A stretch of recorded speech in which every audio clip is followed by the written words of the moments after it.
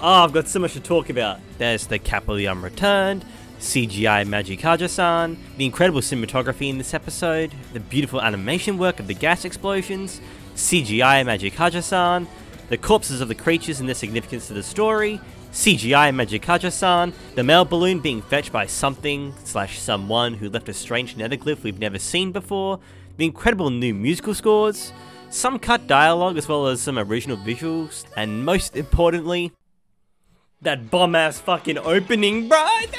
That's so good, dude. Holy shit. Hello everyone, welcome back to another Made in Abyss Season 2 episode review.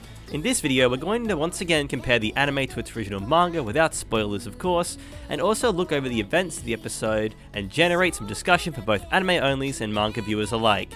Today we are talking about episode 2, The Capital of the Unreturned. I will say at the start of this video that this episode was exceptionally well handled, and my Made in Abyss fanboy urges might grab hold of me a few times through this video, so please bear my incessant praise of the show for even the smallest details, but I fucking love this series, man. So this episode is based on the second half of chapter 39 and a fraction of chapter 40.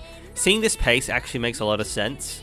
Episode runtimes are usually 22 to 24 minutes long, and when I animate these chapters, they tend to span out to roughly 12 minutes each. Be that the case, I imagine episodes will continue to maintain this kind of pace. Except for certain chapters which alone are about 50 pages long, which I imagine would take up an entire episode. But to be honest, they cut and alter certain scenes, which they actually already did in this episode by the way, or even just pace certain things differently, I'm sure we'll have a conclusive 12 to 13 episodes. There's been speculation as to whether they can wrap up this entire arc in so few episodes, but looking at the numbers, I'm quite confident in my beliefs that they'll do exactly that. In terms of the manga, the episode follows it quite closely.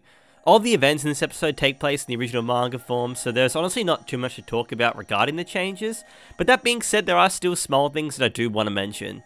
First and foremost, the anime does a much better job at illustrating the intensity of certain situations like the gas explosions, and gives you a much more deeper look into the Capital Unreturned as a layer. Not to discredit the original material of course, as anime has various advantages from a narrative storytelling standpoint, but I just want to take a second to really applaud the work of Kinema Citrus, both animators and storyboarders alike. There was some brilliant shot composition in this episode, plenty of those landscape shots are anime originals, so clearly the team knew exactly what they were working with, and they elevated it to the next level.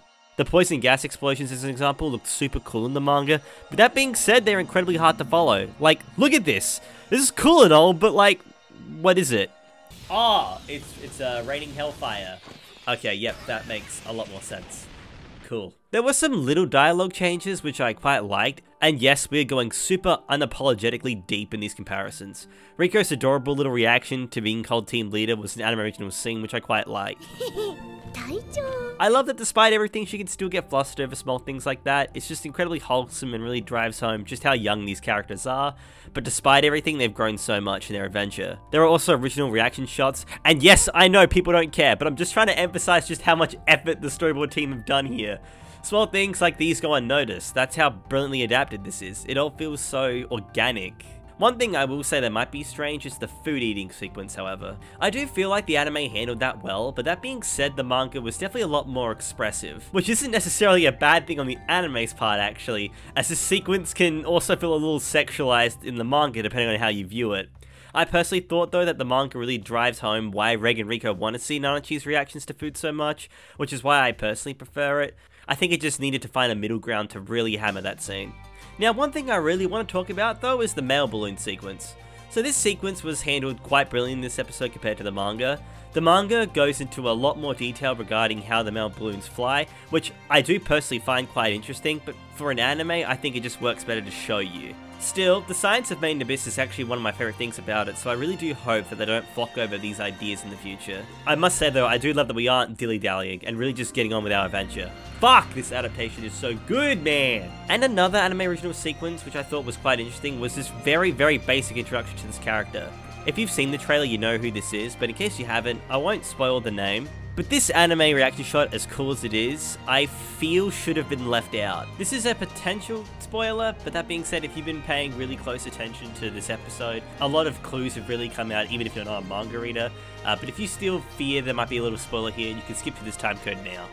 I know it's something super duper small, but I feel like because of the scene that follows immediately after, the mystery behind who found the letter feels very forced. It feels quite obvious who wrote this letter now, and I like the suspense in the manga in that you're given little to no hints at all as to who left the letter. I kinda like the mystery element, but I can understand why they did this. That's about it for manga differences outside of some original gorgeous wide shots, and that final line spoken by Veiko. As we mentioned in the last episode, parallel editing didn't exist, so that's not a line that was present in the manga. Well, not now at least. Yeah, there really isn't much to talk about, to be honest. I think the anime elevated almost everything to another level, and I'm super happy about this adaptation. Speaking of the anime, let's get comparing. So much like the last episode, let's go through a quick synopsis of this brilliant episode. So the focus now shifts to our main cast who arrive in the 6th layer. Upon exploring it, they notice various things. The weather conditions are warm, the layer looks like a once lived in society, with crystal being what holds most of it together. This layer has very little information on it. The team are not exactly left completely in the dark thanks to Liza's notes, but there is still very limited information on this layer. After meeting the totally friendly neighbours and having a very succulent meal, the team decide to send a mail balloon addressed to Nat and Shiggy about the journey of Team Rico. Name still up for debate. Now, how the balloon would make it through the Civ corpses as the ignition fluid would go out and traversing upwards through that layer seems almost impossible, you ask?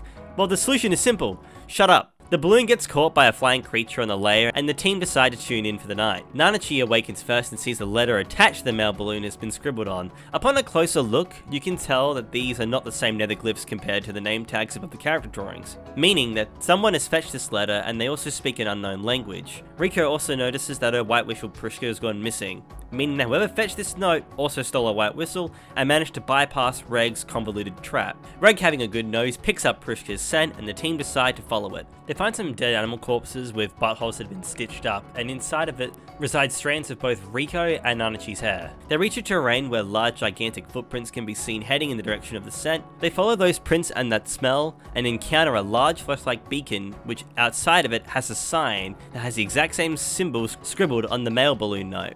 Upon entry, they discover a civilization of creatures that seem to have some intellect and some sense of humanity, and they also speak an unfamiliar language. The trio are encountered by this beautiful robot dog, who I love so much, named Majikaja-san. When questioned about Prushka, he says one who is good at it is doing the stone, and the team then follow him. To clarify, this is meant to be hard to understand as Majikaja-san doesn't speak fluent Japanese, but this line will make sense in the next episode. And that's the second episode in a nutshell. So now that's out the way, let's talk about what we got out of this episode. Firstly, and I've been dying to talk about it, the fucking opening. Katachi is a goddamn banger, and these visuals are even more banging, dude.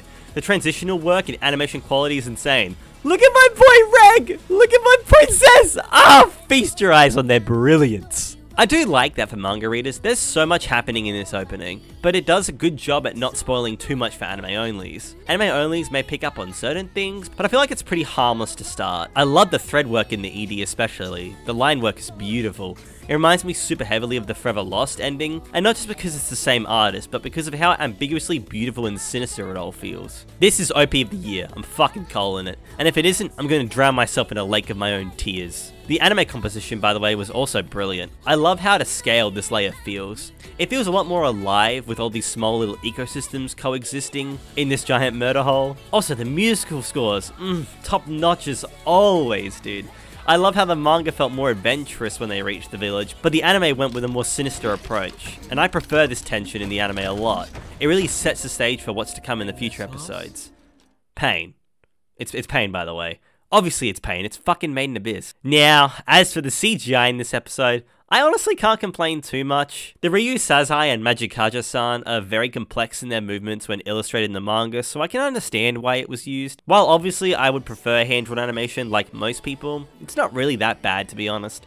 And no, that's not copium. Unlike some of you Attack on Titan CGI hating crybabies, I'm a grown-ass adult. Also, if you're having problems with Majikaja-san, how about you print a picture of him, stick it on your wall, and stare at it for a while, because he's going to be a recurring character, so you just gotta have to get used to it. And if that doesn't work, try taking that piece of paper and firmly sticking it up your arse. But overall, brilliant adaptation for a second episode, and I'm sure anime-onlys would agree. There's plenty of mystery still shrouding this, like who the footprints belong to, because when you compare them to Majikaja-san, doesn't seem quite right, does it? There's also what this symbol actually means, where Prushka actually is, and what this village actually is, and who these characters are. I think both manga readers and anime-onlys have plenty to look forward to this season, and I'm so happy that Made in Abyss is finally again in the spotlight. Hey, that's all from me today. I hope you enjoyed this episode as much as I did. Please drop a comment in the comments below, tell me your thoughts so far.